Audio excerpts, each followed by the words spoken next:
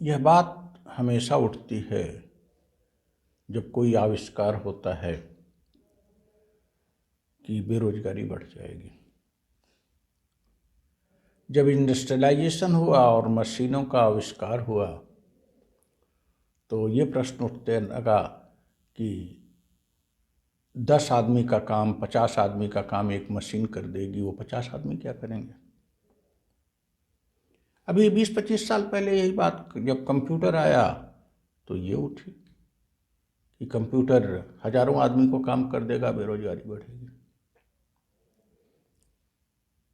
जब कोई बांध बनने लगता है, कोई विकास का कार्य होने लगता है तो तमाम लोग अलग अलग आधारों पर उसका विरोध करते हैं। बैंकिंग व्यवस्था आई, उसका विरोध हुआ। आखिर ये बताइए कि मानव को सुख चाहिए ना, मानव को आराम चाहिए ना, मानव की सुविधाओं को भिन्न कर दीजिए। और क्या आप केवल मजदूर की रोटी के लिए 21वीं शताब्दी जी रहे हैं? मजदूर भी तो कंप्यूटर सीखेगा। क्या दिक्कत है? हाई स्कूल पास लड़का कंप्यूटर सीख लेता है। कितने लड़के आज जो है कंप्यूटर और मोबाइल का यूज करते हैं, एकदम अनपढ़ हैं, अंग्रेजी का ज्ञान उनको हो गया थोड़ा थोड़ा पढ़ते पढ़ते। जब कोई विकास की चीज आती है तो उसका विरोध करने का जो तरीका है वह 50 साल पहले के आधार पर होता है, जबकि हमारा तरीका सोचने का 50 साल आगे पर होना चाहिए। मजदूर क्या फावड़ा ही जिंदगी भर चलाएगा और बड़े बड़े पत्थरों को सर पर लाद के जाएगा?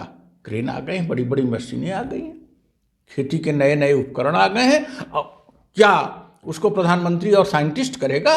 मजदूर ही तो करेगा। तो जब विकास होता है ऐसा कुछ नहीं होता बेरोजगारी बढ़ी। और हम क्यों सोचते हैं कि जो मजदूर है, जो मजदूर का जीवन यापन है उसी स्तर का हो, उसको भी गौरवपूर्ण जीवन जीने का अधिकार है और उसको गौरवपूर्ण जीवन देना पड़ेगा। वह फावड़ा चलाए 8 घंटे लगातार, वो मशीन चलाएगा। इसलिए ऐसी बातें जब होती हैं तो लगता है कि मानवीय संवेदनाएं बड़ी पीछे चल रही हैं। मानवीय संवेदनाएं भी तो बढ़ेंगी। हाँ, एक चीज जरूर हम आगाह करेंगे, मशीनीकृत के युग में, औद्योगिकरण के युग में, संचार क्रांति के युग में, आर्टिफिशियल इंटेलिजेंस के युग में इन सब को मानव का नौकर समझो। मानव की सेवा के लिए हैं, हम इनकी सेवा के लिए नहीं हैं। आर्टिफिशियल इंटेलिजेंस का उतना हम प्रयोग करेंगे जिससे हमको सुख मिले। आर्टिफिशियल इंटेलिजेंस का वह प्रयोग हम नहीं करेंगे जो हमारे या मानव समाज के लिए दुख का कारण बने। ऐसी स्थिति में आगे की सोचो। हर युवा को, हर वयस्क को, हर किशोर को हम केवल एक चीज कहते हैं, परिवर्तन परिवर्तन परिवर्तन। परिवर्तन ही आधुनिकता है, परिवर्तन ही विकास है।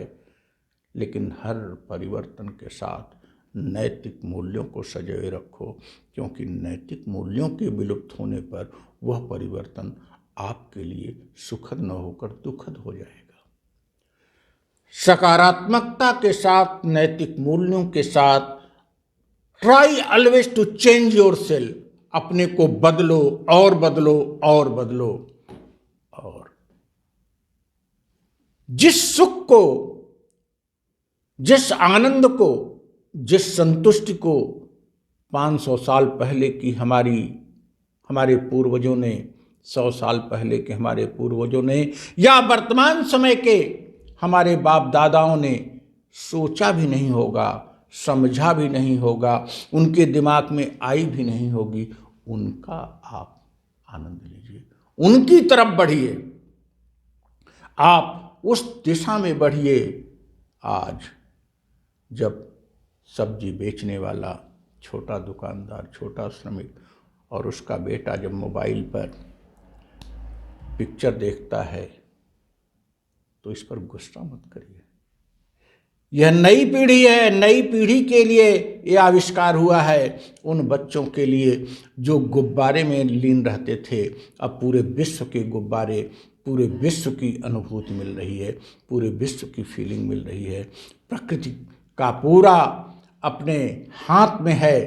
प्रकृति का कोई दृश्य देख सकते हैं, प्रकृति का कोई ज्ञान, पूरे विश्व का कोई ज्ञान ले सकते हैं और कोई भी मनोरंजन कर सकते हैं। यह सब आविष्कार है। इसके लिए घबराने की ज़रूरत नहीं है कि बेरोजगारी बढ़ेगी, उनका क्या होगा, उनको भी हम यहीं ले आएंगे। जिनके लिए तथाकथित बुद्धिजीवी और तथाकथित समाजसेवी सोचते हैं, उनका क्या होगा? क्या वे वही रहेंगे? क्या गांव का मजदूर हमेशा पसीने ही बहाएगा? अरे पसीने वो बहाएगा, एक्सरसाइज करके बहाएगा, अपने को स्वस्थ रहने के लिए बढ़ाएगा, लेकिन रोटी के लिए पसीना न बहाना पड़े, रोटी के लिए धूप में न जाना पड़े।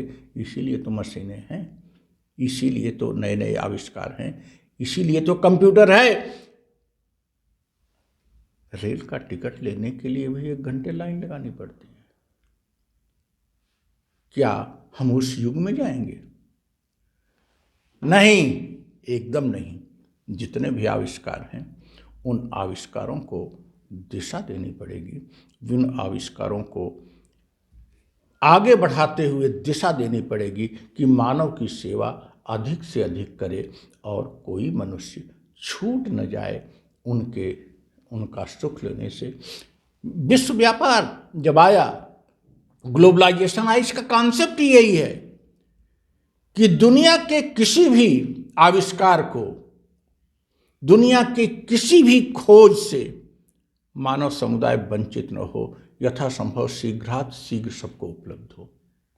और ऐसी उपलब्धता में हमको इस दिशा में दकियानूस दिशा में नहीं जाना चाहिए। उनका क्या होगा, उनको भी यहीं लाएंगे जहां हम हैं। हम ये नहीं सोच सकते कि वो वहीं रहेंगे, वे 500 साल पीछे जिएंगे और कुछ लोग 500 साल आगे जिएंगे, ऐसा नहीं होगा। अगर आपको हमारे विचार और वीडियो अच्छी लगी तो इसे लाइक करें, शेयर करें और हमारे चैनल को सब्सक्राइब करें तथा अपना सुझाव कमेंट करें। If you like our vision and video, please do like it, share it and subscribe our channel. Comment your favorite part and give suggestions in the comment box. Thank you.